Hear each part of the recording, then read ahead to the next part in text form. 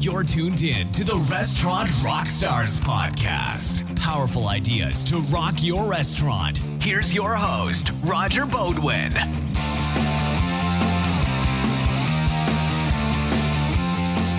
Hey guys, Roger back at you at the Restaurant Rockstars podcast. You know, when I ran restaurants for decades, we used the old school comment cards. And sure, we got lots of positive feedback, and occasionally someone would bring a complaint to our attention, but that was the old way of doing things. Well, in this week's big episode, I'm speaking to Mr. Matt Selby, and he's the president of a company called Oberon 3, and they've come up with a digital customer feedback platform called Opinionator. Now the customer can bring any issue to the restaurant's attention. You can track your staff's actions in resolving that issue while the customer is still in the restaurant. They have complete control. They can bring this issue to your attention. They can request that you resolve it immediately, but all this happens before a customer leaves a negative online review in TripAdvisor or Yelp or whatever. So it's a great way to recover the situation, please the customer, and ensure satisfaction while the customer is still in the restaurant, all digitally. So listen on. Welcome back, everyone. This is the Restaurant Rockstars podcast, and we do appreciate you listening. With me today, Mr. Matt Selby, and he is from Opinionator, and this is super relevant due to COVID-19 and all the craziness in the restaurant business. Because, you know, customer expectations have shifted and we change our business models daily. We're all pivoting, trying to make a go of our business concerns. Sometimes the customers understand, sometimes they don't. Even before COVID happened, things sometimes go sideways in restaurants because the element of human error will always be there. But now Matt has a solution. His company, Opinionator, literally gives immediate customer feedback on location and virtually eliminates comment cards, which is a really, really cool thing. So we're going to get into all the nuts and bolts of how this works. Matt, welcome to the show today. I'm really glad to have you here. Well, thanks, Roger. I really appreciate it, and looking forward to a chat about all of those things that you mentioned, and maybe a few more. Well, you know, technology never stops, and technology is a convenience for a business. It's a convenience for a customer. And this is a really novel idea, you know, because customer feedback is so important. It's so important to online reviews. It's so important to repeat business. It's so important to build your business, grow your business, and build that loyalty that's so important in restaurants. And, you know, in the old days, comment cards were the norm. You know, you'd pass it out and sometimes you'd get good feedback and sometimes you wouldn't. But the crux is most of the time, it's too late. The customer's gone and now you're reading the review or the comments that they have to say, and very little opportunity to respond to that customer, if any, unless you asked for an email address. So that's out the window. Now we're talking about Opinionator. But before we get into what it does, how it works, Matt, why don't you tell me, you know, how did you get the brainchild for this idea? Where did this whole thing come about? And, you know, they say necessity is the mother of invention, right? And that's why technology keeps moving forward, because people see a need and they create a solution. You clearly have a solution to an age-old problem that happens daily in restaurants. Tell us the backstory of that. Sure. Well, there were really two main sources. A long time ago, really long time ago, I was a waiter. A very bad waiter. That's probably the precursor to it. And we used at this restaurant, this is in DC, comment cards, or rather the restaurant owners used comment cards. And of course, the comment cards were left on the table. So what do you think the waiters did? They would read the comment cards. And if any of them were less than stellar, the opportunity was there for those comment cards to be diverted elsewhere, certainly not to the pocket of the owner. So that was the first thing. I thought there had to be a much better way, but this was way before the internet. The second prompt was I ride a motorcycle, and I bought a motorcycle a few years ago. And 3 weeks after purchase, I was called up by the dealership, and the dealership said a number of fairly sort of asinine questions, including something like, well, did the store manager smile? Now, I don't know about you, Roger, but I can barely remember what I had for breakfast. I will often forget my children's names. So there really is no point asking me to think about the facial expression of somebody at an event from 3 weeks past. So again, the idea here is to try to find some technology that could help with the problem that you just described, which is these antiquated tools, and I lump comment cards into that, point of sale surveys, even things like mystery shopping. I think these are antiquated ways of solving a problem that's kind of moved on.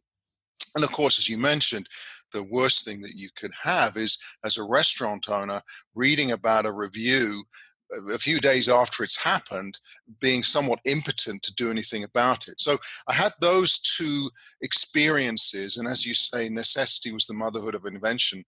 And at the same time, I'd worked in other businesses where we were using the internet to try and gather responses very quickly. And of course, with the mobile phone now being almost stapled, almost welded to us 24/7, you've now got the mechanism and the means, and certainly the motive, to put together some technology that might help with obtaining and then acting on feedback in real time. And real time, as you've described, is as the diner, as the customer's still there, finishing up his coffee or whatever it is that he's having. This is a real frustration to business owners in general, and it's just human nature. But unfortunately, sometimes, or a lot of the case, negative impressions overshadow positive ones. And people are very quick to leave a negative online review and slam a restaurant because they're upset. Something went sideways. Maybe it was the restaurant's fault. Maybe it was something beyond their control. But unfortunately, people are really quick to respond in a negative way and not so quick to respond in a positive way, because it takes your time out of your day. And unless something really struck you where, I just got to tell everybody that restaurant was incredible, we almost have to ask for positive reviews.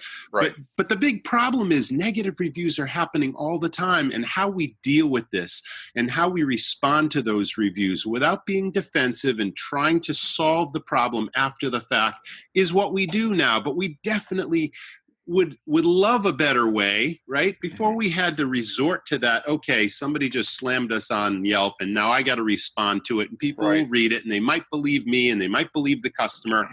But now you're dealing with things in real time. And our audience really wants to know, how does this process work? How does a restaurant sign up? And let's just say I'm a restaurant customer. We've got this service, Opinionator, and now we're using it. But take us through the process of customer experience, customer feedback, resolution, retention of customer.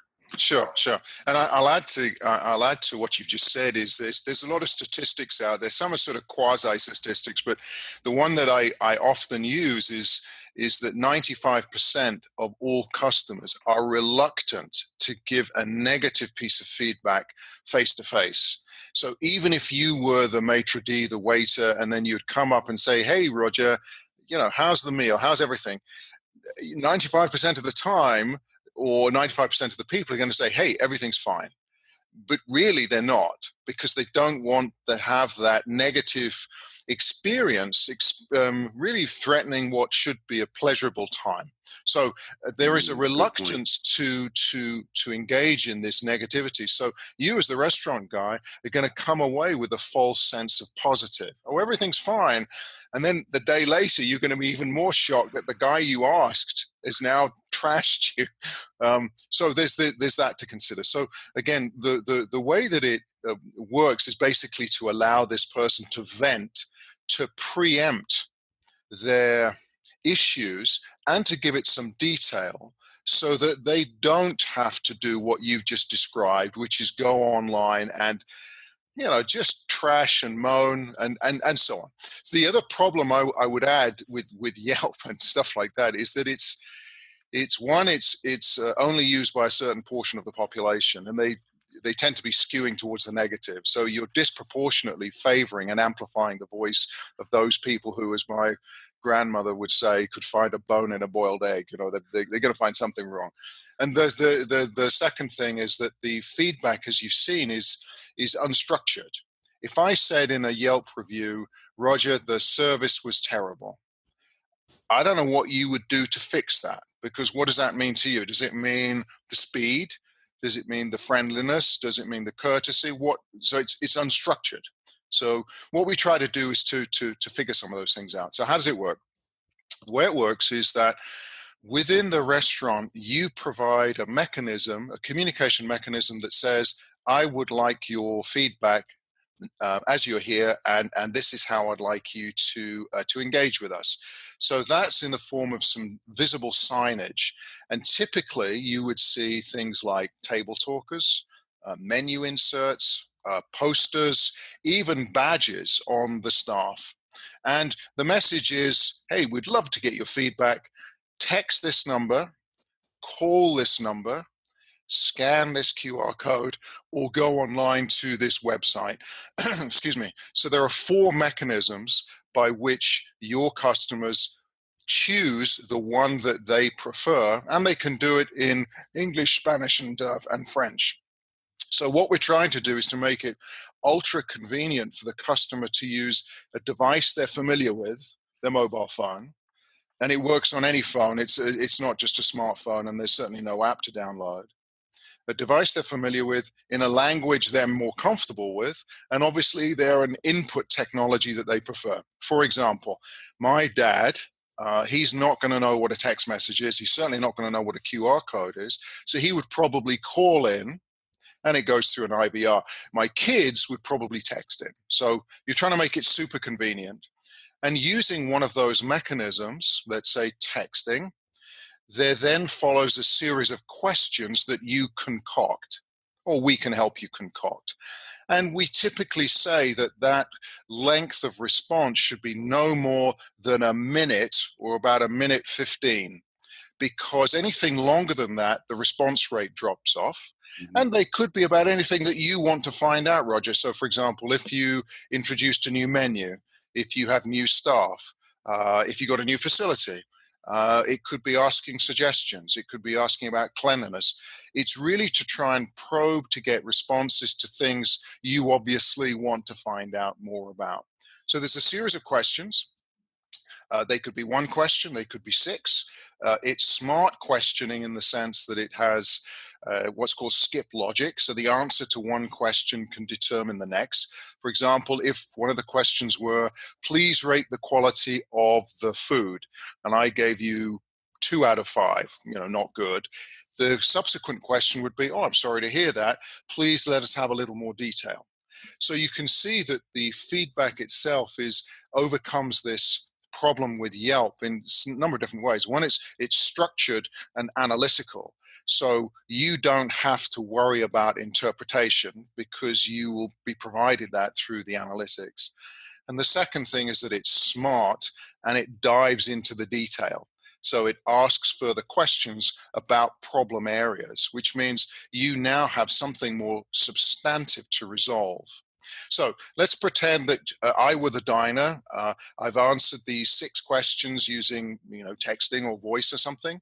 The system then, if one of those answers was negative, we talked a little bit about the food quality one. The system then is prompted to send you and your team an alert message. And that alert can be sent to as many people as you want. Maybe the front of house question problems go to the front of house, back of house go to back of house. And it can be in the form of an email or a text message. And that alert will say, within about 15 seconds, it'll say, hey, diner at restaurant A, maybe you've got more than one, scored 2 out of 5 for food quality. Additional comments were, there was a fly in my soup, or, the soup was cold or something. And then there's a third bit. The third bit says, and the diner wants to be contacted, and their information is my name, my contact details. And you'll notice that the last bit of identity is optional. I like that.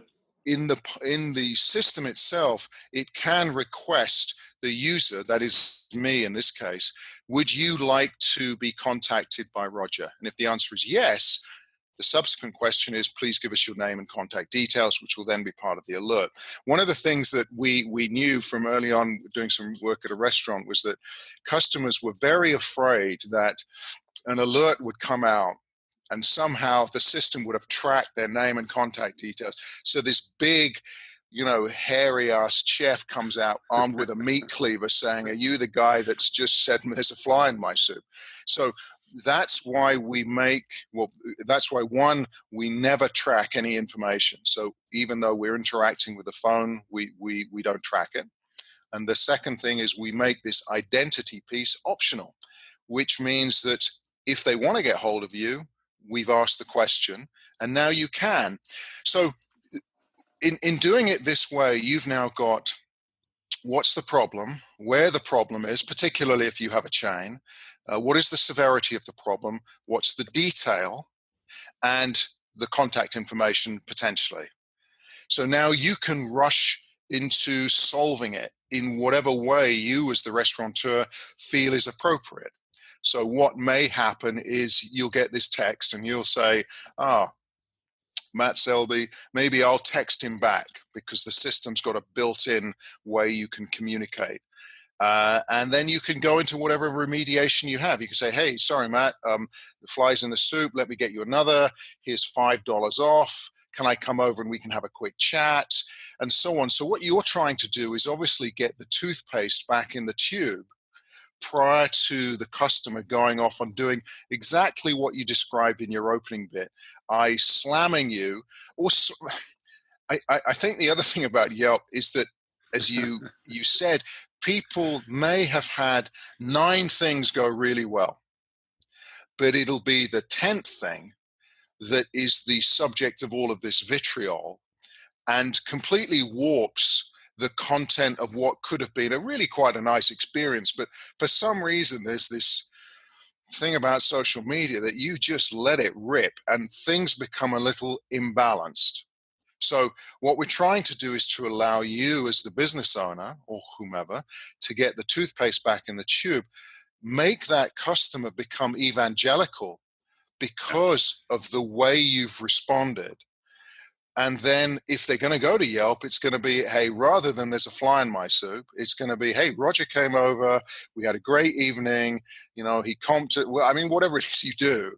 Mm-hmm. And now that review becomes stellar.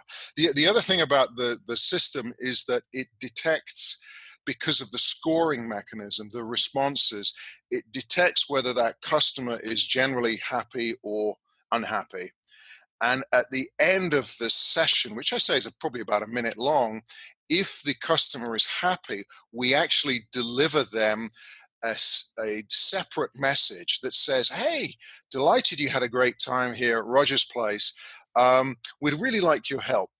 Click on this link to post a short testimonial in Facebook or Yelp or whatever." So what you're doing is you're segmenting the audience based upon satisfaction or dissatisfaction. The dissatisfied people, you're clearly not going to encourage them to post anything. But the satisfied people, not only are you going to get the data, but you're sort of nudging them gently into promoting you, knowing that you're only doing that to a certain portion of that happy population. That's amazing. So many ideas just came out of everything that you said. Let's go back to the very beginning of your response, because we were talking about negative impressions and how powerful they can be. We also talked about, you mentioned the frequency or the number of consumers out there through embarrassment or whatever reason just don't feel like talking to somebody. Right. But as soon as they leave, they're going to tell everybody they know, "Oh, don't go to that place. This is what happened to me." So that's really important to overcome. And I believe from what you've said, I love the fact that you're giving the customer the option of how they want the problem resolved.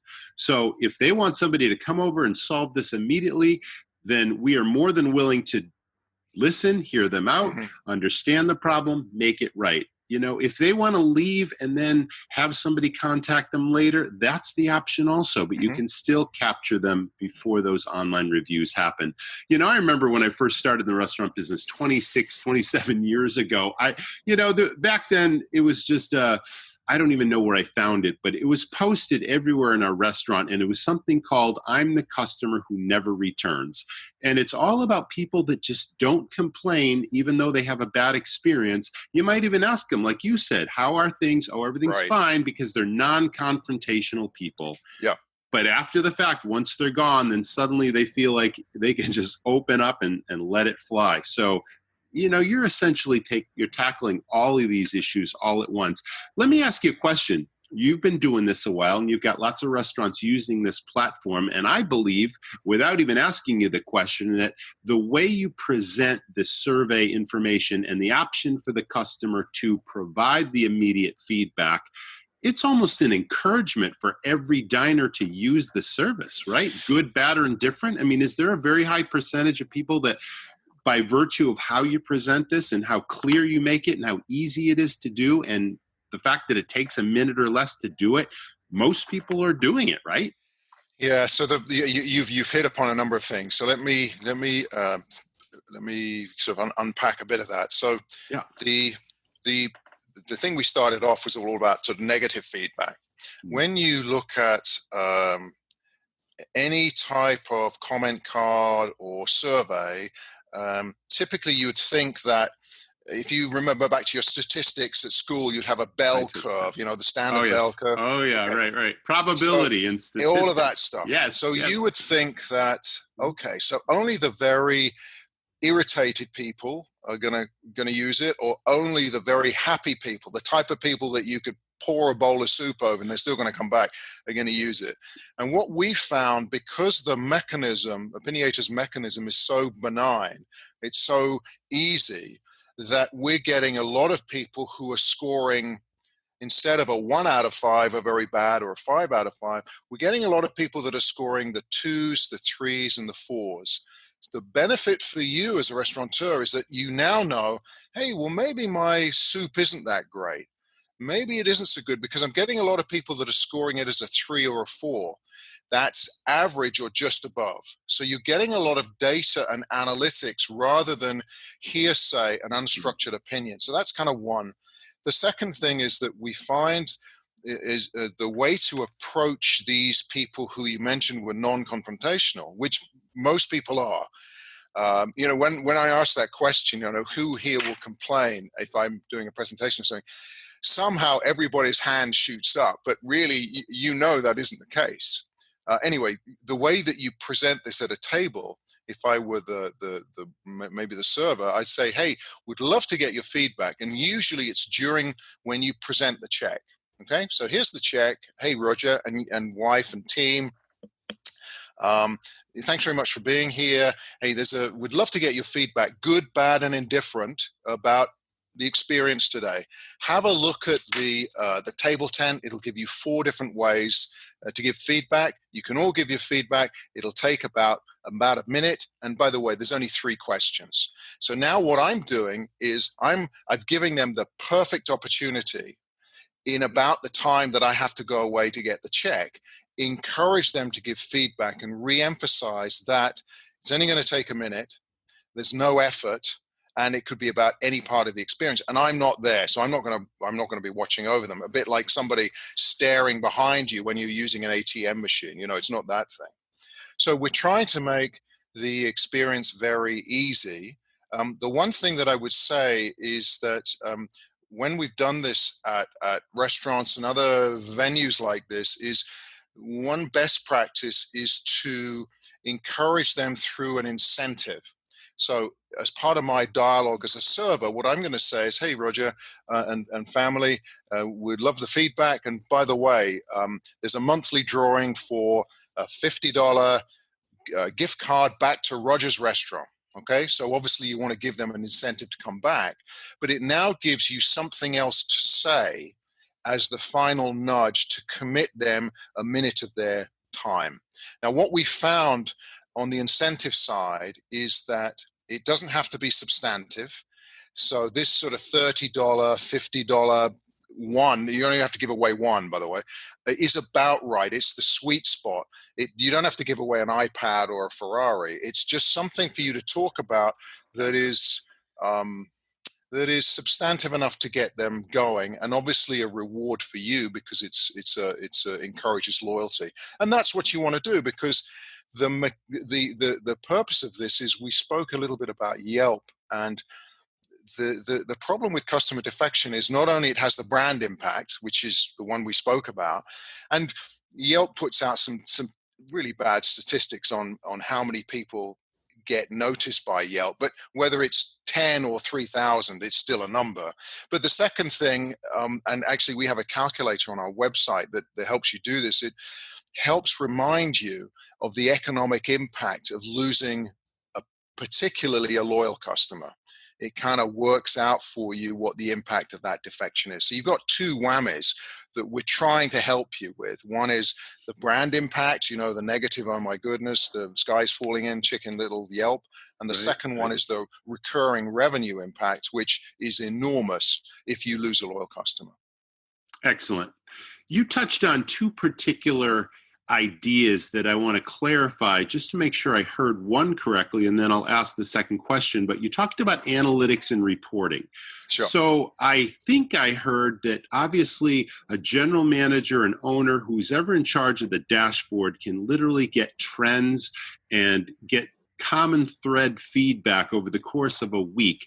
And if you get 10 responses that said the soup was awful, then suddenly you can go back and fix problems. And that's okay. So that's positive. That's absolutely true, right? You can get the feedback and this thing is, there's a report or something on the dashboard that shows you the commonalities and the different problems that are aligned. Is that right? Correct. So the system, like everything else these days, is what they call a SaaS product, a software as a service product. So you get your own login to a private online dashboard, and the dashboard's updated in real time. So the data is actually entered in through the mobile phone of the customer within about 3 seconds. So you actually see the charts change and the commentary entered whenever that customer gives the feedback. So if I said 2 out of 5, you'd see the chart change, the commentary goes in as well. I think more importantly for some of your listeners who may have multiple restaurants, the other thing that you may be interested in is this tool. Well, as a business owner, I'm sure you're interested in who out of my 5 restaurants is performing the best, who's the worst, and what is that gap between the two, particularly if you're in the franchise mode. And so the system has a built-in leaderboard capability. The leaderboard capability ranks the best in class, the worst in class, and compares it to an average. So human nature would say, and you've been in the business long enough, nobody wants to be at the bottom of a list. So that's quite a powerful feature. And of course, the final bit is you not only get the analytics, but you remember we chatted a little bit about receiving these alert messages that state the soup's cold, I got 2 out of 5. The system also tracks the action that you and your team take in order to resolve this. So if you were the owner of a restaurant, you went away for a week, you would want to see that any of these alerts were closed out, were dealt with. And so the system tracks what the staff do in order to close them out. So you'll now know, okay, this week we had 50 alerts, 40 of them are closed, but by the way, 10 of them are still open. Why? Because if the more that are open, the more problems you're likely to have, because if the soup's cold for one, it may well be the same problem for other people. So analytics is absolutely critical. And that's, again, coming back to Yelp, we think Yelp is such a poor mechanism for you as a restaurant owner because it doesn't provide any analytics. When you look at a smiley face, which seem to be, they're as common as whatever the phrase is, you can't get away from smiley face. What does a smiley face tell you? A smiley face just is some icon of sentiment. There's no analytics there. What you would want to know, and you said it, is what are the trends? What are the trends over time? Is my food service going up? Is it going down? Are my restrooms not clean? It's analytics. It's not sentiment that I think is going to save the day. I mean, they look cute, but I doubt the amount of value they recreate. There's also a photo upload option. Let's talk about that. Sure. So we were asked, we have a number of different industries that we serve, and one of them is the facility industry. And so the system is quite often used by facility managers to get the public to help spot particularly health and safety problems. So for example, if I tripped over the carpet or I spotted an outlet that was cracked, you might want to have that reported. And in order to improve the detail given back to the business, the system can upload a photo that you take. And so that becomes part of the record, and now we know exactly what the problem is. The same applies to the restaurant as well. Now, it's one of those things that, I'll be frank, it's had limited use in a restaurant, and I suspect it may well be because, let's kind of go through role play here. So you're eating your soup with your family, and there's a fly in your soup. Are you going to take a photo of it? I don't know. I'm not sure I would, but hey, you may. Some people would. Some people would. So there's an opportunity on the negative side to provide feedback with some greater detail. I'm slightly trivializing it, but it would be very useful if they had a health and safety issue, if there was water on the floor, if they tripped over something, or maybe there's not enough staff there. So that's one thing. There is a second benefit. The second benefit is, of course, you can upload a photo of something that's really good, really, really good. So let's say as part of the review, they just happen to take a picture of your signature dish. And I'm assuming you're in Maine, you've got lobsters kind of walking down the street and throwing themselves onto the plate, right? Yeah. So you could have someone upload a photo of that particular lobster dish. So it was designed in order to provide clarity around usually some form of negative issue, but it could be used to provide an additional endorsement to the restaurant on something that you really like. I like that. Does that give the restaurant permission to use that for a marketing purpose? Let's say someone uploads an amazing experience. It's a birthday party and everyone's having a wonderful time. And these people are super happy. Can you somehow import that and share it on your social media sites? So the answer is yes. Platform. So the answer is yes and no. Okay. You got me on the first one, not on the second one.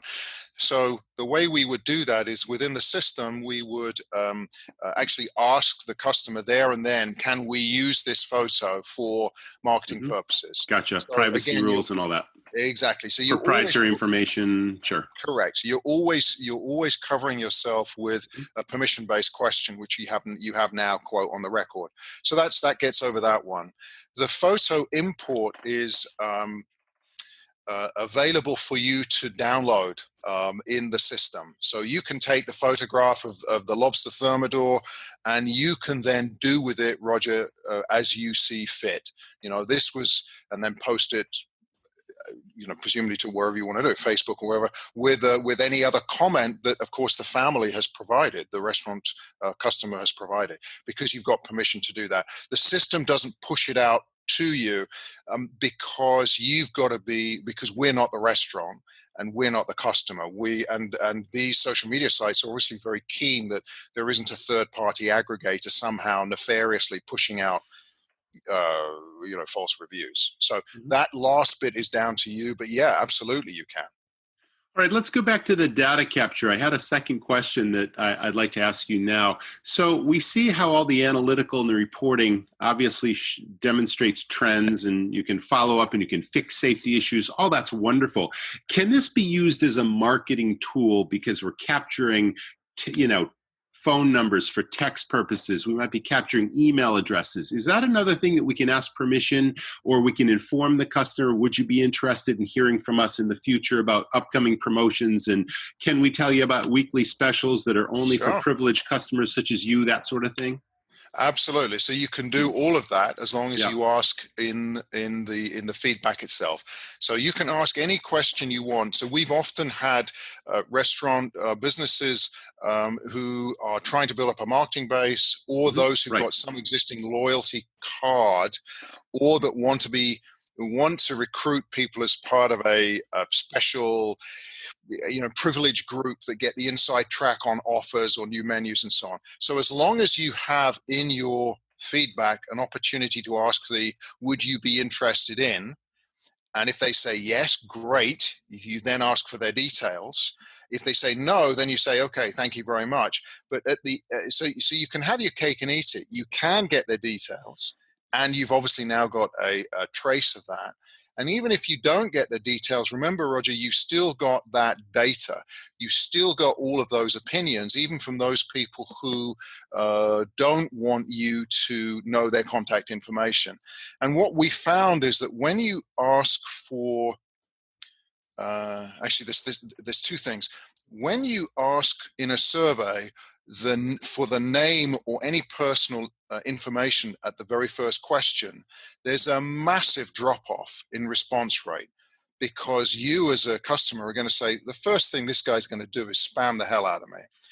But when you ask for the same thing later in the question, later in the survey, and finally phrase it as if you have any issues, or if there are marketing concerns, or can we use this for, in a very benign way, the number of people that say yes overall for us has been about 70 to 75%.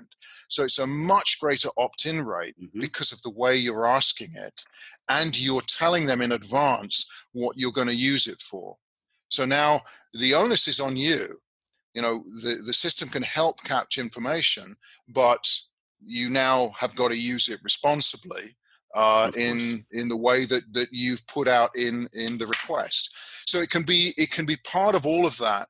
The other thing that we've had other restaurant businesses do is to use it not only to help capture the point of experience feedback, and we keep going on about restroom cleanliness and there's a fly in my soup, but you can also use it to get information about demographics. Is use occasion. For example, one question might be, in fact, we're doing this with a brew pub in town. Is this your first time at Roger's Lobster House? If the answer is yes, I'm now very interested to know why you're here. What brought you to Roger's Lobster House? Only to those people who said it's the first time. Was it because of Google, Yelp, friend and family? So now you've got a method by which you can understand the driver behind a first-time user. And the theme parks, we do quite a lot of work with theme parks. They're really interested in that because they're now competing with so many other attractions. They want to find out what's the best method of acquisition. So you can use it for the operational feedback, which is kind of what we've been speaking about, but you can use it to ask and answer any other type of question, strategic, tactical, or even project-based. So you could have a question. I'm going to make some general assumptions about Maine and lobsters. You know, out of these four lobster dishes, which would you like to see on the menu? And we did that with a pizza chain, and they were asking about different types of topping and about different types of pizza dough. So you're now getting people to help you in menu choice, investment decisions, whatever it happens to be. That's wonderful. You may have mentioned this earlier in the broadcast. Maybe I missed it, maybe not.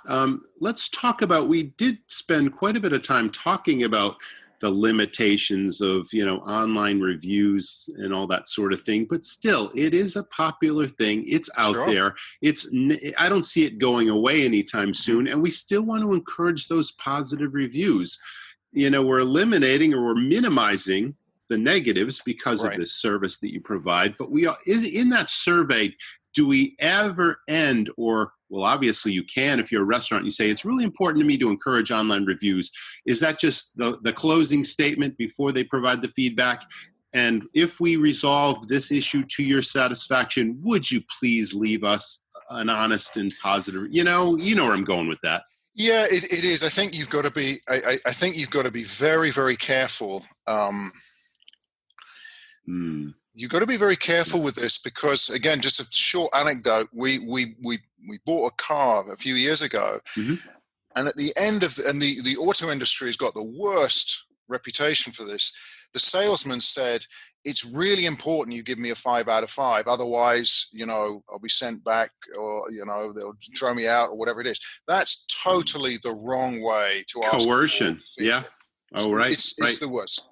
So what you've got to be careful is to think about the sincerity and the authenticity of all of this. So right. there's a couple of things to do. One is the system, as I mentioned earlier, can segment out the happy people from not the happy people. And at the end of the feedback, you say to the happy people only, hey, would love your review. Please go on Yelp or Facebook or something. So that's automatic, which is this nudge. To those people that scored a 2 out of 5, and the fly in there's my soup, you can say, hey, delighted you were here. Sorry things didn't go as well as they planned. Hope we resolved it to your satisfaction. Would love to get a review, at the right time, something like that, if you want to put out that message.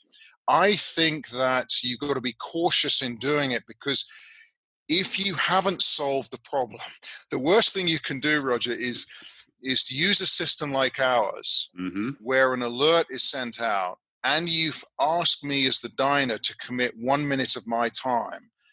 And I've told you now there's a fly in my soup and you haven't done anything about it. I'm going to roast you over the coals. I'm just going to, the hell hath no fury. So you've got to be careful in that if you use something like this, you commit and have a recovery process, a protocol that allows you to take advantage of the on-the-spot, real-time nature of it. Because if, as part of the survey, you've said, may we contact you, and I don't, and you haven't, I'm going to say, you got to be kidding me, guy. I've kind of given you 2 bites at the cherry here. So I think you've got to think this one through. And what we typically do is start off with the restaurant and say, hey, maybe you don't ask for a review to everyone straight away. Just ask the positives and get the remediation process correct. Make sure that the right people get the alerts. Make sure if there is a fly in my soup, what are you, Roger, going to do when that happens? Because you got my contact information. Now, what are you going to do? Walk me through what you're going to do. Because the last thing you want to do is screw up the opportunity to recover when you've teed up the great opportunity to gain me as a loyal fan. So we try to get people to kind of walk through that issue. And you're the restaurateur. We're not. We're simply the humble vessel into which some of this good, bad, and indifferent stuff can be delivered. Well, with that said, I'm a huge believer in empowerment, and I always empowered my staff to put the best foot of the restaurant forward and they were empowered to solve problems on the fly when they arose, when they knew there was a problem, as opposed to, wait a minute, I got to go talk to my manager because I can't make that. It's like, one, the customer may complain to the staff person that's serving them, and then they don't want to have to go through the explanation for the second time, and then the manager comes over and all that sort of thing. So here's where I'm going with this. So let's just say I'm a huge believer in staff training, and the staff are the first line of defense and offense to give the customer the best experience, right? Your staff are the foundation of your business. Does the staff work hand in hand in conjunction with a opinionator, and do they encourage people? Do they point it out, or they just let the signage speak for itself, the table tents, whatever they are? Would you say that's important, or tell us? Absolutely. I think you've hit the nail on the head.